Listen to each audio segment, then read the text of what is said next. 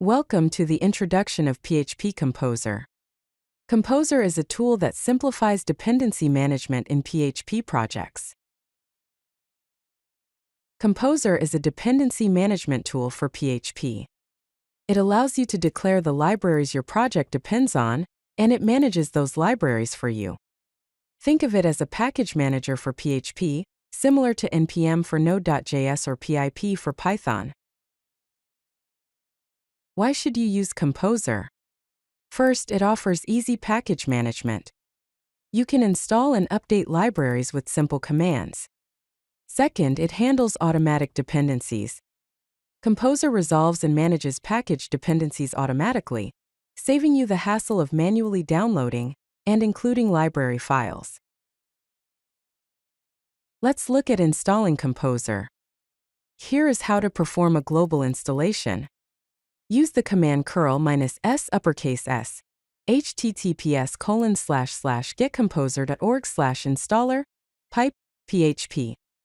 Then, use the command sudo mv composer /usr/local/bin/composer. At the heart of Composer is the composer.json file. It is a configuration file that defines your project's dependencies. The file consists of a JSON object with key-value pairs. Name specifies the name of the project, description describes the project, and require specifies the packages the project needs. The version of the package is specified in the value. Here are some basic Composer commands. To install dependencies, use the command composer install. This installs all the packages from the composer.lock file. To add a package, use the command composer require package/name. This adds a new package to your project and updates the composer.json file. Composer provides auto-loading capabilities, so you can automatically load classes without manual require statements.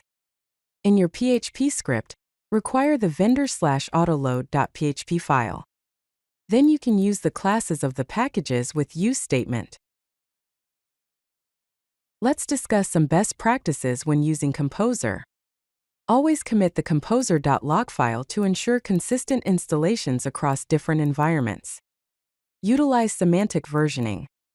Define version constraints properly in composer.json to avoid unexpected breaking changes. If you like this video, hit that like button and don't forget to subscribe. Visit codelucky.com for more such useful content.